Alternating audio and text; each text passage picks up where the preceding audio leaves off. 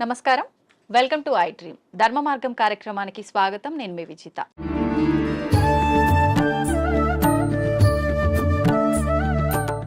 సాధారణంగా మనిషి యొక్క ఆయుష్ అనేది 100 ఏళ్ళు, 100 సంవత్సరాలు అని చెప్పి మనందరం కూడా వాడుక భాషలో మాట్లాడుకుంటూ ఉంటాము. కానీ కొద్ది మంది మాత్రమే 100 ఏళ్లకు పైబడిన వాళ్ళని మనం చూస్తూ ఉంటాము. 100 ఏళ్ళు కూడా లేకుండా 60లు, ఇప్పుడు ప్రస్తుతం మాత్రం 40లోనే వాళ్ళ జీవనాన్ని కొనసాగించలేకపోవటం అయితే ప్రస్తుత పరిస్థితుల్లో మనం చూస్తున్నాము. అసలు ఈ 100 ఏళ్ల ఆయుర్దాయం ఉండాలి అనంటే ఒకప్పటి కాలంలో వాళ్ళు ఎలాంటి ఆరోగ్యానికి సంబంధించిన జాగ్రత్తలు తీసుకునే వాళ్ళో మనకైతే చాలా వరకు అవగాహన లేదు. కానీ ప్రస్తుతం నాతో పాటు ఉన్నారు స్వామీజీ. వారు 109 సంవత్సరాలు వారి జీవనాన్ని కొనసాగిస్తూ ఉన్నారు. చాలా ఆరోగ్యంగా కూడా ఉన్నారు. అసలు ఇది ఎలా సాధ్యపడింది అంటే వారు చేసే ధ్యాన సాధన వల్లే సాధ్యపడిందని అయితే చెప్పొచ్చు. ఇప్పుడు స్వామివారితో మాట్లాడి ఆ డీటెయిల్స్ అన్ని కూడా మనం క్లియర్గా తెలుసుకునే ప్రయత్నం అయితే చేద్దాం. నమస్కారం స్వామీజీ. హరి ఓం. స్వామీజీ 109 సంవత్సరాలు అంటే మామూలు విషయం కాదు. నేనైతే ఫస్ట్ టైం చూస్తున్నా. నిజంగా మీకు ధన్యవాదాలు స్వామీజీ. ఇప్పుడు ప్రస్తుతం ఉన్న సమాజంలో రకరకాల ఆరోగ్య సమస్యలు, ఎంత ఆరోగ్యంగా ఉన్న వాళ్ళైనా 40-60కి మించి వాళ్ళ జీవనం కొనసాగించే వాళ్ళ సంఖ్య చాలా తక్కువగా ఉంటుంది. అసలు ఎలా సాధ్యపడుతుంది స్వామీజీ? ధ్యానం చేయడం వల్ల ఆయుర్దాయం అనేది పెరిగే అవకాశం ఉంటుందా? గం గణపతియే నమః, ఐం సరస్వతియే నమః, శ్రీ గురుభ్యో నమః. మా గురుగారైనటువంటి మహంత్ హిమాలయ గిరిజీ మహారాజ్ వారి పాదపద్మంలోని మనసులో స్మరించుకొని వీక్షిస్తున్న టీవీ ప్రేక్షకులకు శుభము మంగళము జరగాలని కోరుకుంటూ, మనిషి ఆయురార్థం మనిషి చేతిలోనే ఉంది. బ్రహ్మ ఏదో రాశాడు అంటారు, ఎక్స్పైరీ డేటు, డిస్పాచ్ డేటు అని. అది ఒక విధంగా కరెక్ట్ అయినప్పటికీ దాన్ని మార్చుకోగలిగిన శక్తి కూడా ఆ పరమాత్ముడే యోగము అనే దాని మీద మనకి ఇచ్చాడు. ఒక యోగ సాధన, సిస్టమేటికల్ లైఫ్, ఏ టైంలో ఏం తినాలా, ఎంత తినాలా, ఆ పద్ధతులన్నీ ఉండి ఒక గురువు నేర్పించినాడు. ఆ నేర్పించిన సిస్టమ్ ఈ రోజు వరకు తూచా తప్పకుండా పాటిస్తూ ఉంటే 109 కర్మ ఇంకా ఎన్నాళ్ళైనా బతకవచ్చు. మీకు అందరికి బాగా తెలిసి ఉంటుంది, ఒక 2 ఏళ్ల కింద పద్మశ్రీ అవార్డులు ఇచ్చినప్పుడు శివానంద అనే ఒక యోగా మాస్టర్ సరస్వతి ఘాట్ దగ్గర ఉంటాడు కాశీలో. ఈ రోజుకు యోగా నడుపుతున్నాడు ఆయన. ఆ యోగా చేస్తాడు. He's 124 years on the day which he's taking award. తీసుకున్నప్పుడు ఆయనకు 123, ఇప్పుడు 125. మీ లోపల ఇక్కడ లౌకికంలో తిరుగుతున్న వాళ్ళలో ఆయన మీకు కనపడతాడు. మహామహా యోగులు కొంతమంది వాళ్ళ వయసు ఇంత అని వాళ్ళకు తెలీదు, వాళ్ళ డిసైపుల్స్ కూడా తెలియదు. మరి హిమాలయాలలో ఉండి తపస్సులు చేసుకుంటున్న వాళ్ళు అట్లే ఉన్నారు. సో ఈ ఏజ్ను, ఈ కట్టెను, ఉపాధిని కాపాడుకునే రహస్యాలు గురువు ద్వారా వస్తాయి. ఆ గురువు చెప్పింది తూచా తప్పక చేసినప్పుడే అది స్టాండర్డ్గా ఉంటాయి. కానీ గురువు చెప్పాడు నేను చేయలేదు అంటే ఏం లేదు. మనకు ప్రాక్టికల్గా కావాల్సినంత ఉంది. వేదాలు, ఉపనిషత్తులు, పురాణాలు ఇన్ని ఉన్నాయి. కానీ ప్రాక్టికల్, థియరాటికల్ 112 ఉంది. ప్రాక్టికల్ ఎవరు చేస్తాడో వాడు ఇట్లే ఉంటాడు. ఓకే, అంటే ఇలా చేసిన వాళ్ళకి ఖచ్చితంగా సాధ్యపడుతుంది. ఎవరైనా బతికేది 120 ఏళ్ళ ఆయురార్థం అనేది పరమాత్ముడు ఇచ్చింది. మనంతకు మనమే ఒక 20 ఏళ్ళు పోగొట్టుకుంటున్నాం. ఎట్లా అంటే పెద్దవాళ్ళ దగ్గరికి పోయి మనం నమస్తే పెడితే ఆయన శతమానం భవతి అంటాడు. 120 ఏళ్ళు భవతి అనడం లేదు. అక్కడే 120 ఏళ్ళు పోయింది. ఈ ఉన్న 100 ఏళ్లలో 50 ఏళ్ళు నిద్ర, 15-16 ఏళ్ల వరకు ఏమీ తెలియని బాల్యం, 80-90 వచ్చినప్పటి నుంచి నట్టుబోల్ట్లు లూజ్ అయ్యి అదొక 10 ఏళ్ళు. 100 ఏళ్ళు బతికినా దాంట్లో వాడి నిజమైన బతుకు 15-20 ఏళ్ళు మాత్రమే. ఎవరికి నచ్చినట్టు మరి దాంట్లో అక్కడికి యాత్రలు, ఇక్కడికి ప్రయాణాలు, ట్రాన్స్పోర్ట్, టీవీలు చూడాలు, సినిమాలకు పోవడాలు, ఆ గంటలంతా తీసేస్తే అది ఒక 5-6 గంటలు. అది నిజమైన మనిషి బతుకు ఎట్లా ఉండాలా అనేది అక్కడ ఉంది. ఎంతసేపు నిద్రపోవాలా, ఎంతసేపు మేలుకోవాలా. పెద్దలు అంటారు దిన్ దియా కామ్ కర్నేకి లియే, రాత్ దియా సోనేకి లియే అని. పగలు పని చేసుకునేకి ఇచ్చాడు, రాత్రి నిద్రపోయేకి ఇచ్చాడు. మనం ప్రకృతికి విరుద్ధంగా రాత్రి అంతా 11-12 వరకు మేలుకుంటున్నాం. సూర్యోదయాన్ని చూడకుండా సూర్యోదయం అయినాక లేస్తాం, కరెక్ట్. అప్పుడు లేచి స్నానాలు చేస్తాం. మన పూర్వీకులు మనకు చెప్పింది బ్రహ్మ ముహూర్త స్నానం, అది దేవతల స్నానం. సరే నీకు అది వీలు కాలేదు, 4:30కి చేయి ఋషుల స్నానం, 5:30కి చేయి మనుషుల స్నానం, సూర్యుడు బయటికి వచ్చినాక చేసే స్నానం రాక్షస స్నానం. అంత సిస్టమ్ ఎందుకు పెట్టినారు? Early to bed, early to get up. 9-10 బజేకు సోజావు, 9-10 గంటలకు నిద్రపోండి, 3 గంటల వరకు 5:30-6 గంటల నిద్ర ఒక మనిషికి అది చాలు, సరిపోతుంది. మనం అట్లా చేయడం లేదు. రాత్రి 11-12 వరకు మేల్కొని పొద్దున్న 7 గంటలకు లేస్తూ ఉన్నాం. అవును. సో అక్కడ కొంచెం దెబ్బ. రెండవది తినే ఆహార పదార్థాలు. ఒకప్పుడు ఏ ఎరువులు వేయకుండా పండించేవాళ్ళు. 6 నెలలు 7 నెలలకు కానీ కోతకు వచ్చేది కాదు ధాన్, గోధుమలు కానీ రైస్ కానీ. ఇప్పుడు 3 నెలలు 2 నెలలకి వచ్చేదానికి చేసేస్తూ ఉంటారు ఆర్టిఫిషియల్ ఎరువులు వేసి. సో దాంట్లో శక్తి బలము ఉండడం లేదు. ఆ తినే విధానం కూడా హైయెస్ట్ బాయిలింగ్ చేసి తింటాను. జబ్బులు మూల కారణం అది. పరమాత్ముడు సృష్టించిన 84 లక్షల జీవరాశుల్లో ఏది కూడా ఉడికించి తినడం లేదు, ఫ్రిడ్జుల్లో పెట్టుకోవడం లేదు. అవి హ్యాపీగా ఉన్నాయి, కంటద్దాలు పెట్టుకోవడం లేదు, చోట్ మిషన్ పెట్టుకోవడం లేదు. మనం పెట్టుకుంటున్నాం. కరెంట్ ఆ ఫుడ్కు వ్యతిరేకం. సహజ ఆహారం ఋషులు మునులు అంతా కందమూలాలు, పండ్లు, ఫలాలు. పరమాత్ముడు ఏది న్యాచురల్గా ఇచ్చినాడో అప్పటికది తినేస్తారు. మళ్ళీ సాయంత్రానికి రేపటికి అని దాచిపెట్టుకోవడం కూడా లేదు. ఓకే, ఎప్పుడు తప్పుడే. ఒకసారి చెట్టు నుంచి కట్ అయితే 3.5 అవర్స్లో తాను తిన్నప్పుడు ఆ చెట్టుకు దానికి కనెక్టివిటీ పవర్ ఉంటుంది, ఆ ఫలము శక్తివంతంగా ఉంటుంది. దాన్ని మనం ఫ్రిడ్జ్లో పెట్టేసి స్టాక్ పెట్టుకొని ఎప్పుడెప్పుడో తింటున్నాం. ఆ చెట్టు కనెక్టివిటీ ఆ పండులో నుంచి పోతుంది, పండు రుచి ఉంటుంది, శక్తి తగ్గిపోతుంది. అయితే స్వామీజీ, ఇప్పుడు మీలాంటి యోగులకే సాధ్యపడుతుందా? ఇప్పుడు మీరు చెప్పినట్టుగా ఇలాంటి ఆహార నియమాలు పాటించి ధ్యానం పైన ఫోకస్ చేస్తే నార్మల్ మనుషులకు కూడా సాధ్యపడుతుందంటారా? ఎవరికైనా అమ్మ, పరమాత్ముడు 24 గంటలు టైం ఇచ్చాడు. 23 గంటలు మీ నిద్ర, మీ లౌకిక వ్యవహారాలు అన్నీ చూసుకోండి, ఎంజాయ్ చేయండి. మనిషి జన్మ ఎత్తే ఆనందించాల, ఫ్రెండ్స్తో రిలేటివ్స్తో సినిమాలు ఎంజాయ్ చేయండి. బట్ 1 అవర్ నాది అనుకోండి, ఈ 1 అవర్లో ఒక half an hour body fitness ఎక్సర్సైజులు, ఒక్క 40-30 మినిట్స్ నేను ఎవరు అన్న ప్రశ్న వేసుకొని మీలోకి మీరు ప్రయాణం. అది ఆత్మధ్యానం అంటాం మేము. ఓకే, బయటికి గమ్మని కూర్చొని ఉంటాం. దానికి ఇంకా ఎన్నో పద్ధతులు ఉన్నాయి.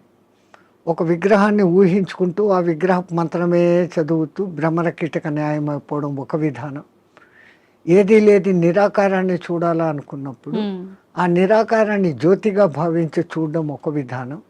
ఆ జ్యోతి నాలోనే వెలుగుతుంది అనుకొని ఆ జ్యోతి దర్శనం కోసం తప్పిస్తూ తపన చేయటం ఒకటి. ఓకే, ఇట్లా విధానాలు వేరే వేరేగా ఉన్నాయి. మన ఋషులు మనకు 100 మార్గాలు చూపించారు. ఎవరికి ఏది అడాప్టబుల్లో, ఎవరికి ఏది సూటబుల్లో, ఎవరికి ఏది సులభంగా చేసుకోగల శక్తి ఉందో వాడు అది చేసుకుంటాడు. మనకు ఆ చాయిస్ ఇచ్చాడు పరమాత్మ, బట్ మనం యూటిలైజ్ చేసుకుంటలేదు. ఓకే, అయితే స్వామీజీ, ఇప్పుడు మీరు ఆధ్యాత్మిక మార్గం వైపు వెళ్ళటానికి, యోగిలా మారటానికి కారణం ఏంటి? మీ కుటుంబ నేపథ్యం ఏంటి? మాకు కుటుంబం అంటూనే లేదు. పరమాత్ముడి దయ, నా అదృష్టం, నా పూర్వజన్మ సుకృతం. నేను 2 ఏళ్ళ పిల్లవాడిగా ఉన్నప్పుడు హరిద్వార్లో ఉన్న ఒక మేళాలో మిస్ అయినాను. మీరు జాతర ఉత్సవం అంటారు, అట్లా అక్కడ మేము మేళా అంటాం. ఆ మేళాలో మిస్ అయినాను. ఏ ప్రాంతం నుంచి వచ్చానో, నా కులం మతం ఏమి నాకు తెలియదు. బై మిస్టేక్ తప్పిపోయినానో, మా తల్లిదండ్రులకు బరువై నన్ను వదిలిపెట్టారో, ఏ కారణమైనా నాకేదో పూర్వజన్మ పుణ్యం ఉండబట్టి మా గురువుగారు అనే మహంత్ హిమాలయ గిరిజీ మహారాజ్ వారు తన స్థానం రుద్రప్రయాగ నుంచి ఆ మేళాకు వచ్చి ఉండి నన్ను చూసి చేరదీశారు. ఆయనే విద్యాబుద్ధులు చెప్పించారు. ఆ తర్వాత ఆయన దగ్గరనే 7.5 ఏళ్ళు శిష్యరికం చేసిన తర్వాత, డిగ్రీ అయిపోయిన తర్వాత, ఆ మహానుభావుడు ఆ 7.5 సంవత్సరాలలో ఈ కుండలిని విద్య, యోగము, పురాణాలు, ఇతిహాసాలు, వేదము, ఈ సాధనాలు చెప్పి ధర్మ ప్రచారం నీ కర్తవ్యం. ఉమ్, దేశం ఎట్లుందో తెలుసుకోవాలంటే ముందు పాదయాత్రతో దేశమంతా తిరిగిరా, చార్ధామ్ దర్శన్ అన్నారు. ఉమ్, బడా చార్ధామ్ అని ఒకటి, చిన్న చార్ధామ్ అని రెండు ఉన్నాయి. ఓకే. బద్రీ, కేదార్, గంగోత్రి అనేది చార్ధామ్ చోట. ఉమ్, బడాది బద్రీ నుంచి పూరి జగన్నాథ్, రామేశ్వరం, ద్వారకా. ఉమ్, ద్వారకా నుంచి స్వస్థానం అంటే ఉమ్, ఒక్క కాశ్మీర్ విడిచిపెట్టి మిగతా మన దేశం అంతా ఒక చక్కర కొడతాం. ఉమ్, ఈ పవిత్ర భారతదేశంలో ఎన్ని సాంప్రదాయాలు ఉన్నాయి, ఎంతమంది ఆహారపు అలవాట్లు ఉన్నాయి, ఉమ్, ఎన్ని వాతావరణ పద్ధతులు ఉన్నాయి. ఈ ఉపాధికి అవన్నీ అకష్టం కావాలా. ఉమ్, నాకు ఇదే కావాలా అన్నవాడు సన్యాసి కాదు. ఓకే. నాకు అన్న మాట వచ్చిందంటే నేను నీ దగ్గర అన్ని వదిలిపెట్టినానన్న మాటకు విరుద్ధం. ఉమ్, సర్వం న్యాసం, నీ దగ్గర నేను పెట్టేశాను, ఓకే. నీవు నేను తప్ప ఏమీ లేదు అనేది సన్యాసం. ఉమ్, మరి అటువంటప్పుడు మళ్ళీ నాకు ఇది కావాలా, నాకు చపాతీలే కావాలా, ఉమ్, నాకు ఏసీ రూమే కావాలా, ఇవన్నీ విరుద్ధం. ఉమ్, సో ఈ విరుద్ధతకు ముందు ఈ శరీరాన్ని తయారు చేసేదానికి గురువులు ఆ సాధనలు నేర్పిస్తారు. ఉమ్, పంచాగ్ని విద్య అని, ఓకే. జల ఉపన్యాసం అని, ఇట్లాంటి కొన్ని ఉంటాయి. ఓకే. అవి నేర్పటం మూలంగా చలి, ఎండావానలకు ఈ శరీరం తట్టుకునే స్థితికి వస్తుంది. ఉమ్, అలాగే ఆహారం విషయంలో 11-12 రోజులు తినకుండా కూడా అదే శక్తిగా ఉండే సాధన కొన్ని మంత్రాల మూలంగా ఇన్నర్ శక్తిని పెంచుకునే. ఓకే. మన చుట్టూ ఉన్న శక్తినే మనం మన దాన్ని లోపల. పట్టుకోగలగడం. ఓకే. ఆ సాధనలు వాళ్ళు నేర్పిస్తున్నారు, దాన్ని చేసుకుంటూ పోతున్నాం. అట్లా అని తిండి లేకుండా ఉండాలా అని దాన్ని ప్రయోగించకూడదు. అత్యవసర పరిస్థితి. అత్యవసర పరిస్థితుల్లో. ఓకే. శక్తులు ఉన్నాయని అది దుర్మార్గానికో స్వ అవసరానికో వాడుకోకూడదు. వాడుకోకూడదు. అత్యవసర పరిస్థితి ఇంకోని రక్షణకు, అప్పుడు దాన్ని వాడుకోవచ్చు. ఉమ్, మనకు ఆహారం దొరకనప్పుడు అది చేయొచ్చు. ఓకే. అదొక ప్రదర్శనగా చేసినప్పుడు ఆ విద్య వాడి నుంచి పోతుంది. ఉమ్, అంటే అది మీకు మీరుగానే చేసుకోవచ్చా స్వామీజీ? వేరే వాళ్ళ పైన కూడా మీరు అలా ఎవరికైనా చేయొచ్చు. ఇప్పుడు చాంద్రాయణ వ్రతము అని ఉంటుంది, ఉమ్, అది అందరికీ తెలిసిందే. ఉమ్, మొదట ఒక పౌర్ణమి రోజు మగలంతా ఉపవాసం ఉండనిచ్చి ఉమ్, చంద్రోదయం అయిన తర్వాత బాగా 15 పిడికిళ్ళ రొట్టె ముక్కలు, దానికి అవసరమైన 2 రకాల సబ్జీ, దాల్, ఉమ్, పెరుగు, నెయ్యి, బెల్లము అన్నీ పెడతారు. ఆ, అసలు సామాన్యంగా ఒక మానవుడు అంత తినలేడు, ఉమ్, అంత పెడతారు. ఆ, ఆ తర్వాత చంద్రకళలు ఎట్లెట్లా తగ్గుతాయో ఒక్కొక్క ముఠి తగ్గిపోతా పిడికెడు ఆహా. తగ్గిపోతా వస్తుంది. సో అమావాస్యకు ముందు దినం ఒకే పిడికెడు ఉంటుంది, ఉమ్, అమావాస్య పొద్దు ఏమీ ఉండదు. ఫస్ట్ 15 days అన్టాలరేటబుల్, ఉమ్, మనిషికి అలవాటు కాదు. ఆ, మళ్ళీ ఒక్కొక్క పిడికెడు పెంచుకుంటూ పౌర్ణమికి మళ్ళీ 16 ముద్దల భోజనం, ఓకే. మళ్ళీ రెడ్యూస్, మళ్ళీ డెవలప్, మళ్ళీ రెడ్యూస్, ఆ, ఇట్లా చేస్తారు. మొదట్లో మాకు కూడా చాలా బాధ అనిపించి మా గురువుగారితో అడిగాం, ఉమ్, ఇట్లా కొంచెం కొంచెం చంపే బదులు ఒకటేసారి చంపేయచ్చు కదా పబ్లిక్. ఆ, ఆయన అన్నాడు, రే ఈ పాపీ పేట్, ఈ పొట్ట ఇట్లా జానడు ఇట్లా జానడు. ఉమ్, ప్రపంచంలో ఎంత పెద్ద గుంతనైనా రోజు 3 పిడికెళ్ళు మన్ను వేస్తే 10 ఏళ్లకో 20 ఏళ్లకో నిండిపోతుంది. అవును. ఈ పొట్టకు 4 సార్లు 5 సార్లు వేసినా నిండదు. ఉమ్, నువ్వు దీన్ని జయించుకున్నావంటే జితం జిహ్వా జితం సర్వం, నాలుకను నువ్వు జయిస్తే రుచులను తప్పించి ఉమ్, ఉమ్, ఎంత నీకు అవసరమో అంత నువ్వు తిన్నప్పుడు ఉమ్, ఆ పొట్ట మీద నీకు కాబు వస్తుంది. అప్పుడు నువ్వు ప్రపంచంలో ఎవరికి లొంగాల్సిన పని లేదు. ఉమ్, ఈ ఆకలే కదా మనిషిని లొంగదీస్తుంది, లొంగదీస్తుంది.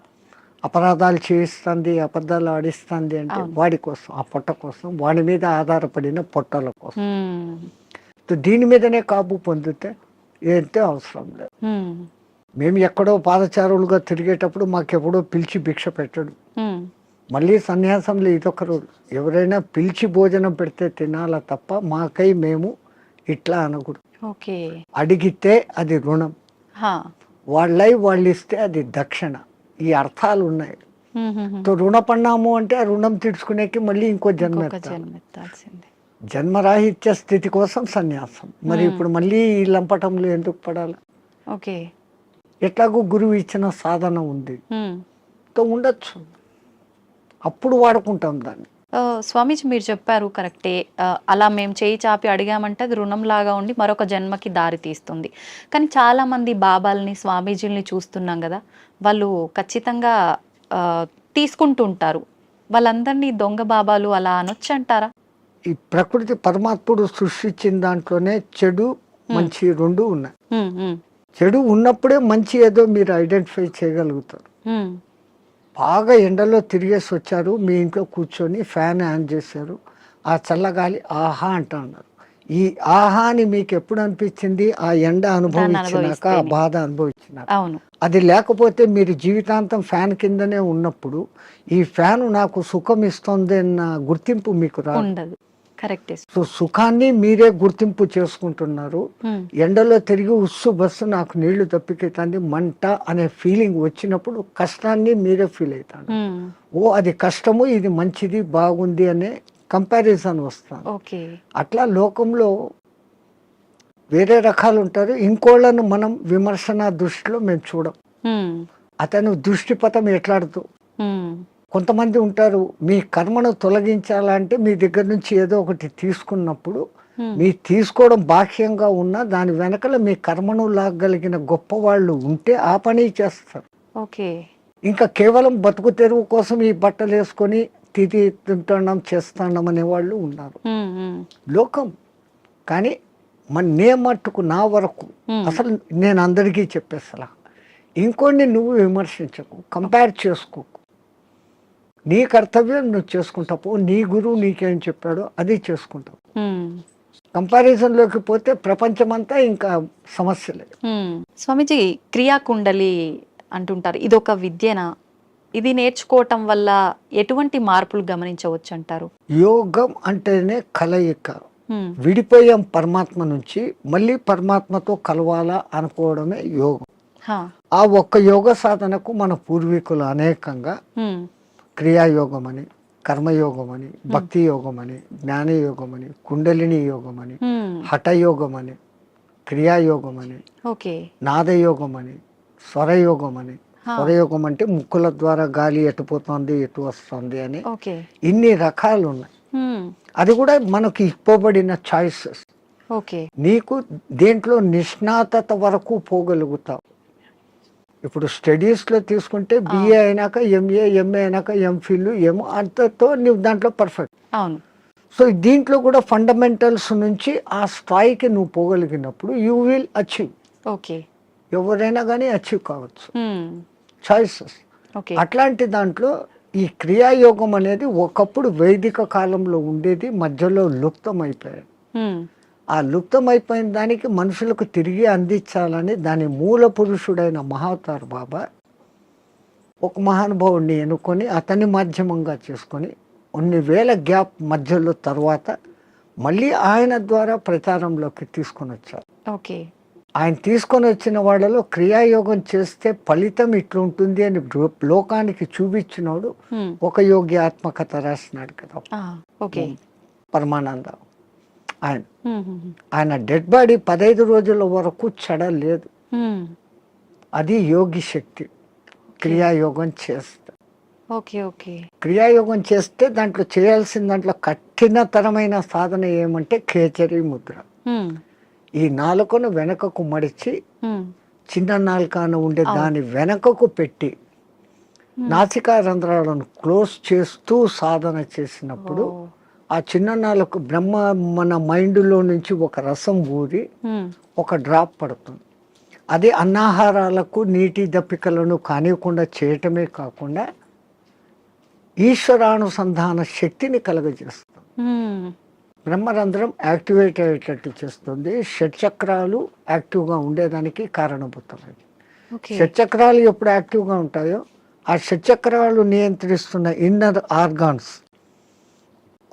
అన్ని యాక్టివేట్. దేహం ఆరోగ్యంగా ఉంటుంది, మనసు ఆరోగ్యంగా ఉంటుంది, ఆత్మ ఆనంద స్థితిలో ఉంటుంది. ఈ సాధన చేయడానికి ఎంత కాలం పడుతుంది స్వామీజీ? చాలా కష్టంతో కూడుకున్నదే కదా. దాన్ని బలవంతంగా ఆ నాలుకను సాగదీస్తూ వెనకున్న నరాన్ని కట్ చేసి లోపలికి తోసుకుంటూ తిప్పల పడేదానికే 3-4 ఏళ్ళు అవుతుంది. అది బలవంతంగా చేసింది. పూర్వజన్మ సుకృతం ఉన్నప్పుడు, ఆ గురు కటాక్షం ఉన్నప్పుడు అది సహజంగా వెనక్కి వెళ్ళిపోతుంది. అది ఎవరికి ప్రాప్తతో వాళ్ళకే. ప్రతి ఒక్కటి ఎవడు చేయాలంటే, మనమంతా ధీరుబాని అంబాయిలు కాలేమే.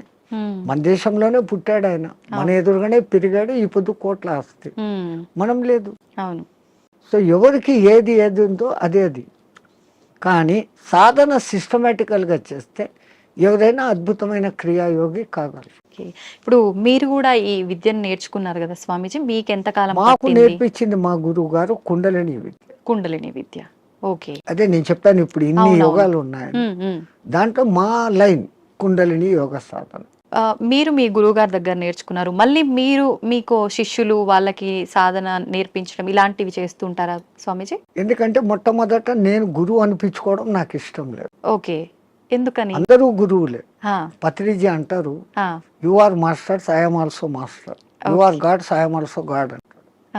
సో అందరిలో అదే ఉన్నప్పుడు నేను ఏదో నేర్పిస్తాను అనే అహంకారం కాదు. నాకైతే తపన ఉంది, నేను బాగున్నాను, నాలాగా మీరు ఉండండి. కానీ ఆ చేసే ప్రాసెస్ అందరూ అట్లా చేయలేరు. ఆ క్రియలు ఉంటాయి, క్రియల తర్వాత 3 బంధాలు అనేటివి ఉంటాయి, పూరక కుంభక రేచకాలు అనేది ఉంటాయి. ఇవన్నీ చెప్తున్నప్పుడు బాగా వింటారు, ప్రాక్టికల్ అది ఉండదు. థియరాటికల్ గా నేను వాళ్ళకి పూర్తి అర్థమయ్యేటట్టు చెప్తా వాళ్ళ భాషలో. బట్ చెప్పిన తర్వాత ఆ రోజు చాలా బాగుంది అంటారు, నెక్స్ట్ డే దాన్ని చెయ్యరు.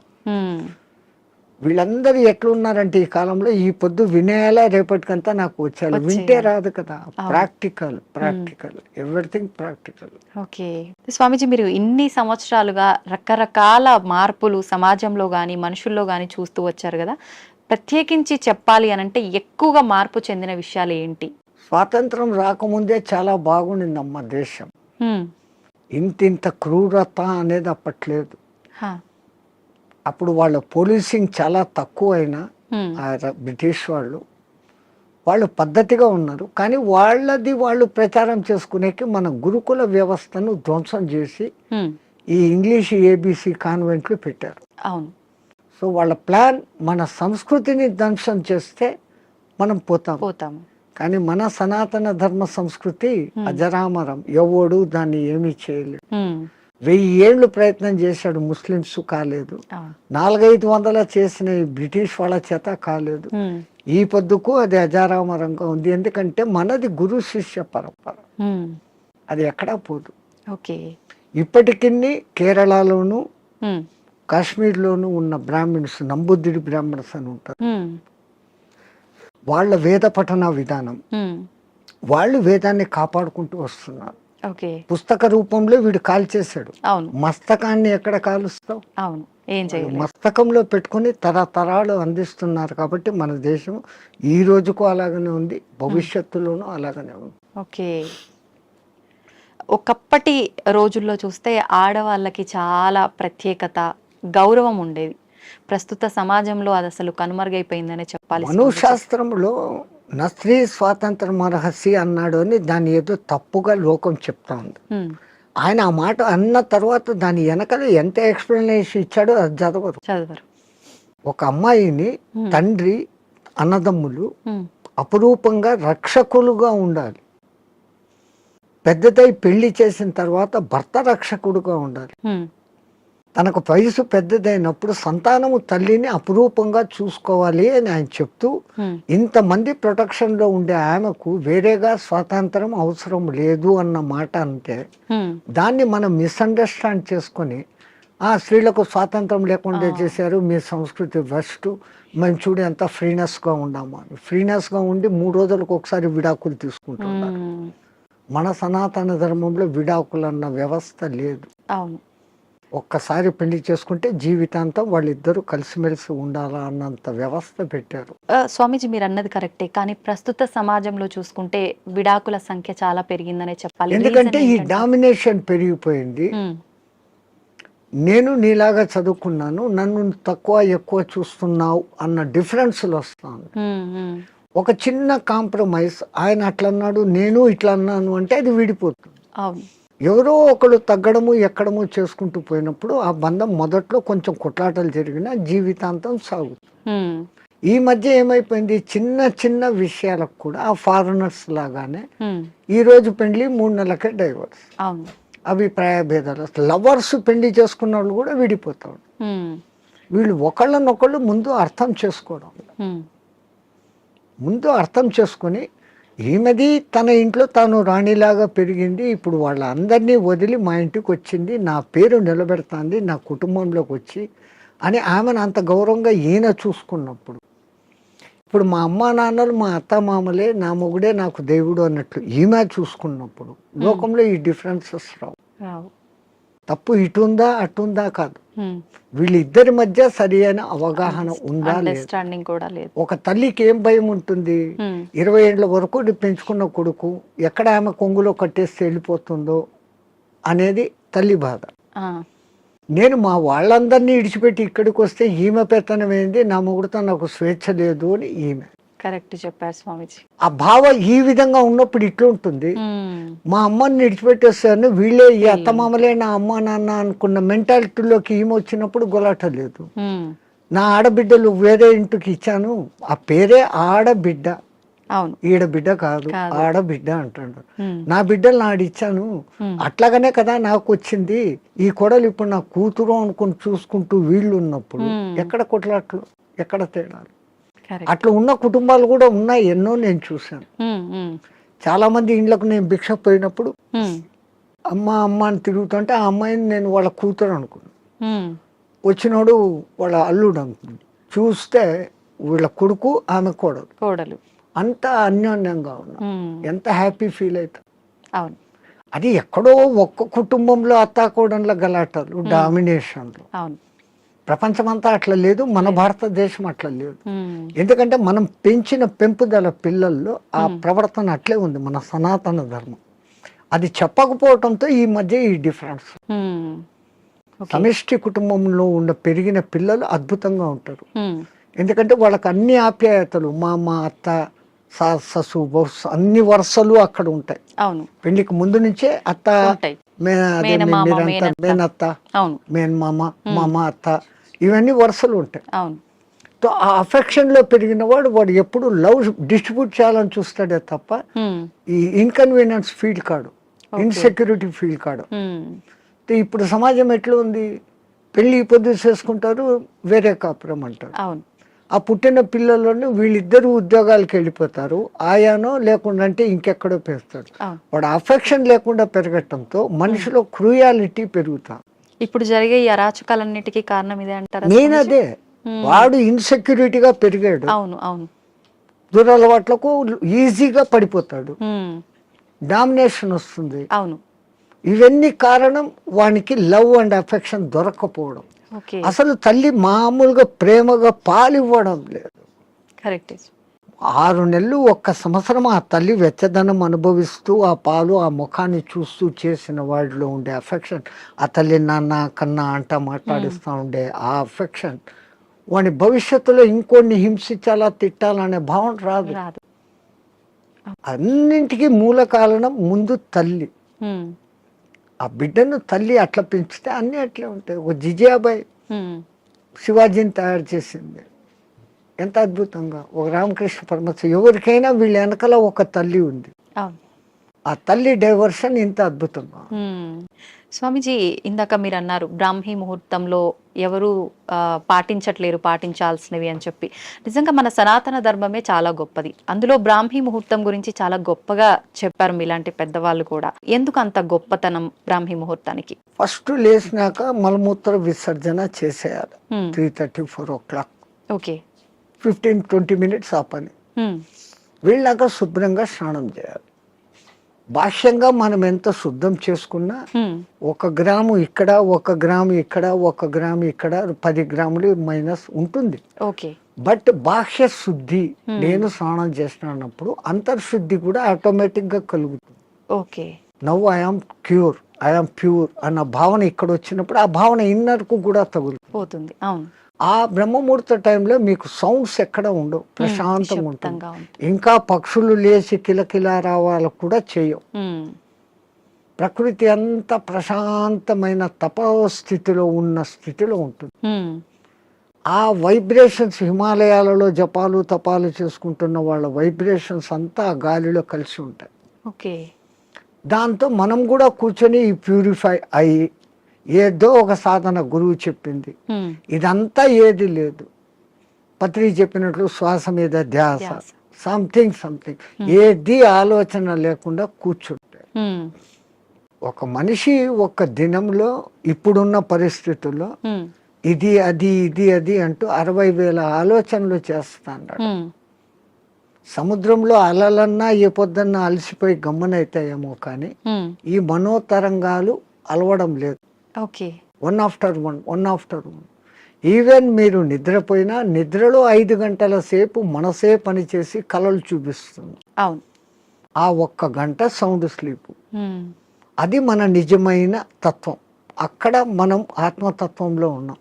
బట్ ఆత్మతత్వంలో ఉన్న మన సంగతి మనకు అప్పుడు తెలీదు. లేచిన తర్వాత I had a sound sleep అంటాను. సో ఈ సాధన ఉపాసనలు మన పెద్దవాళ్ళు నువ్వు మేలుకొని సుషుప్తి స్థితిలోకి పో అనేదానికి ఈ సాధనలు వ్యవహారాలు. ఓకే.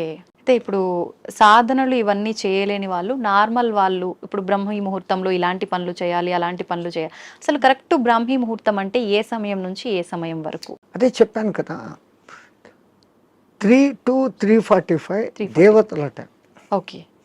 3:45 to 4:45 ఋషుల టైం. 4:45 to 5:45 మానవుల టైం. ఓకే. ఆఫ్టర్ దట్ రాక్షసుల టైం అని అంట. ఇప్పుడు ప్రతి ఒక్కరూ రాక్షసుల టైంలోనే అన్ని స్నానాలు. సూర్యోదయం అప్పుడు ఆ అరుణ కిరణాలు అని వస్తాయి కదా, దాంట్లో ఎన్నో రకాల మనకు ఆరోగ్యాన్ని ఉత్తేజాన్ని కలిగించే వేవ్స్ ఉంటాయి. అల్ట్రావైలెట్, ఇన్ఫ్రారెడ్, ఎలక్ట్రోమాగ్నెటిక్, దానికి ఏమో ఇప్పుడు ఈ పేర్లన్నీ పెట్టారు. అప్పుడు సూర్యుని 7 వర్ణాలకు కలుపుకొని దాంట్లో తెలుపులో 7 వర్ణాలు ఉన్నాయని మన వాళ్ళు గుర్తించి చేస్తాడు ఆ సాధన, వర్ణ సాధన. ఇప్పుడు అదే కలర్ థెరపీ అని మళ్ళీ బయటకు వచ్చింది. రంగు బాటళ్లలో నీళ్లు పెట్టి సూర్యుడి దగ్గర పెట్టి బయట ఎండలో 7 రోజులు అట్లా పెట్టిన నీళ్లు తాగితే ఆ కలర్కు సంబంధించిన జబ్బు ఉన్న వాళ్ళకు క్యూర్ అవుతారు. ఒక్క సూర్యుడు ఆరోగ్య ప్రదాత అని మన వాళ్ళు చెప్పారు. దాంట్లో నుంచే ఇన్ని వస్తున్నాయి. ఇప్పుడు మన భూమి మీద పెరుగుతున్న మూలికలు అన్నీ పెరుగుతున్నాయంటే సూర్యుడు ఆధారం. నైట్ పూట తన సూర్యకిరణాలనే చంద్రుని మీదకి పంపించి అక్కడి నుంచి రిఫ్లెక్ట్ అయ్యి అది ఔషధులకు శక్తిని ఇస్తున్నాడు సర్కిట్. ఓకే. సో అందుకే మన పూర్వీకులు గుర్తించి ఆరోగ్యం భాస్కరాది చేత అన్నారు. ఆరోగ్యం సూర్యుని చేతిలో ఉంది. ఓకే. స్వామిజీ, ప్రాణాయామం ఇది చేసే వాళ్ళు ఎక్కువ కాలం జీవించే అవకాశం ఉంటుందంటారు కదా? 100%. పూర్వీకులు చెప్పిన లెక్క 21,600 రెస్పిరేషన్స్, 21,600 హంస జపం సాధారణంగా ఎవడో చేసేస్తాను ఇన్వాలంటరీ. అప్పుడు ఆ ఊపిరితిత్తులు ఇంతే పని చేస్తుంది. ఇట్లా తీసుకుంటున్నాం, ఇట్లా వదిలేస్తున్నాం. పరమాత్ముడు మనకు ఊపిరితిత్తులు ఇంత పని చేసేకి ఇచ్చాడు. దాంట్లో 10th కాదు కదా, 1% కూడా మనం చేయడం లేదు. తీసుకుంటున్నాం, వదులుతున్నాం. తీసుకున్న గాలిని యూటిలైజ్ చేసుకోవడం లేదు, ఉపయోగించుకోవడం. ఆ దానికి ప్రత్యేకంగా ఈ పూరక కుంభక రేచకాలు అనే ప్రాణాయామ వ్యవస్థ పెద్దవాళ్ళు పెట్టారు. ఓకే. సంపూర్ణంగా ఊపిరితిత్తులు నిండేంతగా దీర్ఘంగా శ్వాస తీసుకొని ముక్కులు మూసేస్తాం. ఓకే.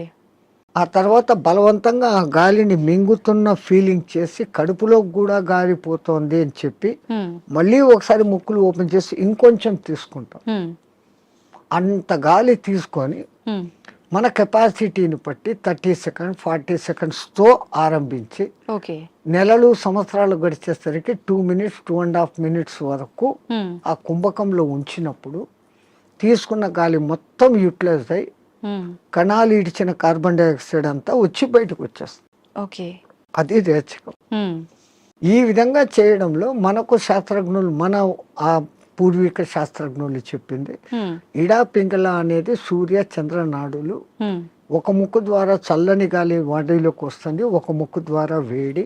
శరీరంలో శీతోష్ణాలు సమస్థితిలో ఉండి ఆ రెండింటిని నియంత్రించగలిగినప్పుడు వాయువు ఈ 2 ముక్కులలో కాకుండా మనకున్న 72,000 నాడులలో 11 నాడులు ముఖ్యం. కండ్లకు పోయేది, చెవులకు పోయేది, ముక్కులకు పోయేది. ఓకే. ఇవన్నీ కాకుండా ఈ 11 మళ్ళీ సుషుమ్న అనేది మూలాధార చక్రం నుంచి సహస్రారం వరకు కనెక్టివిటీ కలిగిన ఒకే ఒక్క నరం. ఓకే. మిగతాది కొన్ని చోట్ల వచ్చి కట్ అయిపోతాయి, ఎన్ని చోట్ల వచ్చి కట్ అయిపోతాయి. ఇది అఖండంగా మూలాధారం నుంచి అక్కడ దాకా వస్తుంది. ఓకే. దాని లోపలికి గాలి ప్రవేశం చేసినప్పుడు అక్కడ జరిగే సంచలనం మనిషికి దీర్ఘాయుష్. అసలు ఈ ప్రాణాయామం చేస్తేనే దీర్ఘాయుష్. కారణం మామూలు మనిషి ఒక నిమిషంలో 15 రెస్పిరేషన్లు తీసుకుంటే నేను నిమిషం సేపు గాలిని బంధించగలిగినాను అంటే నాకు 15 రెస్పిరేషన్లు సేవ్డ్ కదా. It is in my bank account. Okay.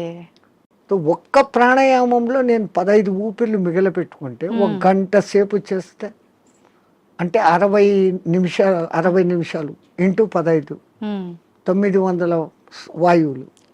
ఒక 10-11 దినాలు చేస్తే 9,000, 21,000 వచ్చేదానికి ఒక 10 రోజులు 1 నిమిషం చేస్తే 10 దినాల తర్వాత నాకు 1 దినం ఆయుష్ పెరిగింది. అవును. It is in my hands. So అదే నేను 2 నిమిషాలు చేస్తే 5 రోజుల్లోనే నాకు 1 రోజు ఆయువు పెరిగింది. అది కారణం. ఓకే. ప్రాణాయామంలో అది రహస్యం. ఇంకా ఈ ప్రాణాయాన్ని ఇంకా బాగా డెవలప్ చేసుకొని ఇడా పింగళలో కాకుండా సుషుమ్నలోకి ప్రవేశం చేస్తూ ఎక్కిస్తూ ఆడిస్తూ ఉన్నప్పుడు ఏదో ఒక దినం మన అదృష్టము, ఆ గురు కటాక్షము, దైవానుగ్రహము ఉండి ఆ గాలి కుండలిని ప్రేరేపిస్తుంది. ఓకే. ఒక్కసారి కుండలిని ప్రేరణ చేసినాక ఈ ఆత్మతత్వం ఏం, సృష్టి రహస్యం ఏం, పరమాత్మ ఏం, నేను ఏం అన్న సంగతి వాడికే తెలిసిపోతుంది. ఇంకా అది బయటికి చెప్పుకునేందుకు కానీ ఆనంద స్థితిలోకి వాడు ఉంటాడు ఆ సాధకుడు. ఇది మామూలు వాళ్ళకి సాధ్యపడుతుందా స్వామీజీ? ఎవరికైనా పశుపక్షాదులకు కూడా దేవుడు ఆ కుండలిని శక్తి ఇచ్చాడు. ఇప్పుడు మా ఫిజికల్ బాడీ తయారీలో మెదడు, చేతులు, కాళ్ళు, రెక్కలు, ఇంటర్నల్ ఆర్గాన్స్, గుండె, ఊపిరితిత్తులు అని మీకు ఫిజికల్గా ఎట్లా కనపడుతున్నాయో కనపడని అంగాలు షట్చక్రాలు అనేటివి, నాడులు అనేటివి అవి విశ్వశక్తి ప్రసారకాలు. నరాలలో రక్త ప్రసరణ, ఆక్సిడేషన్ ఇది జరుగుతుంది. అవును. మన వాళ్ళు ఈ 2 రకాలుగా చూశారు. అది వ్యవహారం. ఓకే. అక్కడ ఆ తేడాను గమనించి వాళ్ళు ఆ సాధనాలు చేశారు. మాకు కనపడదు, అది లేదు అనుకుని వాళ్ళ లోకం, ఈ లోకమే, ఈ జన్మే శాశ్వతం అనుకునేది వాళ్ళ సిద్ధాంతం. మనకు జన్మలు ఉన్నాయి అన్నది మన సిద్ధాంతం. ఇప్పుడు చాలా మంది ధ్యానం చేయాలనుకుంటారు కానీ మనసుని నియంత్రించుకోలేకపోతుంటారు. ఏకాగ్రత లోపిస్తూ ఉంటుంది, రకరకాల ఆలోచనలు కదులుతూ ఉంటాయి. ఎలా నియంత్రించుకోగలుగుతారు స్వామీజీ? మనసుకు ఒక్క డ్యూటీ అప్పచెప్తే పాపం మనసు ఏం చేస్తుంది? గమ్మను ఉన్నప్పుడు 112 ఆలోచనలు చేస్తాను. ఇప్పుడు మీరు కుట్టు పని చేస్తారు, మిషన్ మీద కూర్చున్నారు, మీకు కుట్టు పని తెలుసు. ఇన్వాలంటరీగా మీరు ఆ బట్ట అక్కడ పెడతారు, ఎట్లా పొడి చేయాలో చేస్తారు, కాళ్ళు కదుపుతూ ఉంటారు, కుట్టు మిషన్ నడుస్తుంటుంది, కళ్ళతో చూస్తుంటారు, కుట్టు పోతుందా లేదా పోతుంది.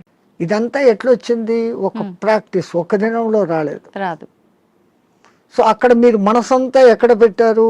కుట్టు లైన్ గా పోతుందా లేదా అనేదాన్ని. ఇంకోటి ముగ్గులు వేస్తారు బయట, మీరు 5 చుక్కలు ఇట్లా పెట్టాలా, 3 ఇట్లా పెట్టాలా ప్లాన్. ఈ ఒక్క లైన్ తో అన్నిటినీ ఇట్ట తిప్పి ఇక్కడికి తీసుకొని వస్తారు. మీ ఆంధ్రాలో రథం ముగ్గు అని వేస్తారు, అన్ని చుక్కలను ఒక్క లైన్ తో కలుపుతారు. సో అక్కడ వాళ్ళ కాన్సన్ట్రేషన్ అంతా ఎక్కడుంది? నేర్చుకున్నప్పటి నుంచి ఎట్ట తిప్పారు, కళ్ళు అట్ట పోతుంటాయి, చెయ్యి అట్ట వెళ్ళిపోతూ ఉంటుంది. సో ఈ కాన్సన్ట్రేషన్ మీరు అక్కడ పెట్టారు. అట్లే మనం ఒక్క దాని మీద కాన్సన్ట్రేషన్ పెట్టినప్పుడు మనసు ఆ టైంలో మీకు 2వ ఆలోచన ఏముంది? ముగ్గు వేస్తున్నప్పుడు మా మామ అట్లా అన్నాడు, మా కొడుకు ఇక్కడ పోయినాడు, ఇవన్నీ ఆ టైంలో లేదు. టిఫిన్ చేయాలా, అది నథింగ్. సో అక్కడ ఐడియల్ అయిపోయింది. సో ఒక్క పర్టికులర్ డ్యూటీ మనసుకు అప్పచెప్పతే ఆ మనసు అదే చేస్తాం. అందుకే మన పూర్వీకులు ఒక తమాషా ఎగ్జాంపుల్ చెప్తారు. ఎవరో ఒక ఆయన తపస్సు చేశాడు, దేవుడు ప్రత్యక్షమైతే నా అన్ని పనులు చూసుకునేదానికి ఒక సెక్రటరీని నాకు అపాయింట్ చేయి. వాడు దేవుడే ప్రత్యక్షమైతే వాడు ఇట్లాంటి వరం అడిగాడు. అది కూడా నేను చెప్పంగానే చేసేయాలా అన్నాడు. డేంజర్ రా, నువ్వు ఎప్పుడు దానికి పనులు చెప్పలేవు, అది పనులు చెప్పకపోతే నీకే తినేస్తుంది అని. నో ప్రాబ్లం, నేను ఎప్పుడు పనులు చెప్తాను దానికి అన్నా. ఆ, ఆ దెయ్యం ప్రక్షేపమైంది. నాకు ఒక 6 అంతస్తులు బిల్డింగ్ కట్టు అన్నాడు. ఉమ్, 6 అంతస్తులు బిల్డింగ్ కట్టేదానికి 2-3 ఏళ్ళు అవుతుందని వీడు అనుకున్నాడు. ఆ, అది పట్టు అనింది, బిల్డింగ్ తయారైపోయింది. ఉమ్, మహారాజ్ ఇంకేం పని అనింది. కుక్కర్ కావాలా, ఫ్రిడ్జ్ కావాలా, బెడ్ కావాలా, ఏసీ కావాలా. వీడు ఇట్లా అడుగుతున్నాడు, అక్కడక్కడ అన్నీ వచ్చేస్తాను. వచ్చేస్తా ఉన్నాయి. ఇంక ఓకే. ఏం అడిగేదానికి లేకుండా పోయింది. ఉమ్, ఇంకా దానికి పని చెప్పకపోతే వీడి పని పడుతుంది. అంతే. అప్పుడు వాడు గురువు దగ్గరికి పోయినాడు. ఉమ్, మహారాజ్ బుద్ధి లేక నేను ఇట్లాంటి వరం అడిగినాను, ఇది ఇట్లా చేస్తుంది అనుకోలేదు. What am I to do, క్యా కర్నా మై? ఆ, అరే ఉస్ భూత్ కో ఇతర లేకే ఆ దేయాన్ని ఎక్కడికి తే అన్నాడు. ఆ, అది వచ్చింది. మా గురువు చెప్పిన పని చేయను, దానికి కమాండ్ అన్నా. ఉమ్, అవి ఇంకోటి మాట వీడి మాట వినాలి కదా. అవును. వీడు చెప్పినాడు, మా గురువు చెప్పినట్టు చేయన్నాడు. ఉమ్, ఓకే మహారాజ్, గురు మహారాజ్ ఏం చేయమంటారు? ఆ, అక్కడ ఒక తాటి చెట్టు ఉండేది, దాన్ని ఎక్కువ దిగు అన్నాడు. అది ఈ రోజుకు ఎక్కి దిగుతానే ఉంది. ఆ, సో టెక్నిక్ అవును. అట్లా ఇదే దృష్టి, మనం ధ్యాస, నేను చెట్టు ఎక్కుతున్నాను, ఈ చెట్టులోకి శ్వాస ఎక్కి దిగుతా ఉంది. ఓకే. దాన్ని అబ్జర్వ్ చేస్తూ ఉంటే మీ మనస్సుకు ఉమ్, ఇప్పుడు ఇంకా అదే డ్యూటీ. అవును, అవును. దానికి రెండో డ్యూటీ లేదు, ఆ దేయానికి రెండో డ్యూటీ, మనసుకు రెండో డ్యూటీ లేదు. లేదు. ఈ ఎక్కి దిగడం గమనించడం, ఉమ్, అదే ప్రాణాయామ ప్రక్రియలో కూడా. ఓకే. దాన్ని మంత్రంతో జోడించి చేస్తే ఇంకా శక్తివంతం. ఓకే. మన బాడీలోని కణకణము మంత్రబద్ధమైతూ ఒకానొక దినానికి ఈ మాంసపిండం మంత్రపిండం కాగలుగుతుంది.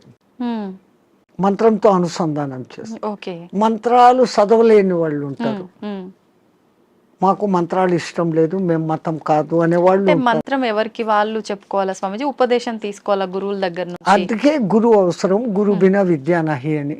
ఆ, కొన్నాళ్ళు ఆయన దగ్గర శిష్యరికం చేసినప్పుడు వీడు దేనికి సూటబుల్, ఉమ్, నేను ఇచ్చే విద్యను వీడు సద్వినియోగం చేస్తాడా, దుర్వినియోగం చేస్తాడా. ఉమ్, అందుకే పాతకాలంలో కొన్నాళ్ళు నా దగ్గర సేవ చేయి అంటారు. ఉమ్, మన మెంటాలిటీ అర్థమవుతుంది. ఓకే.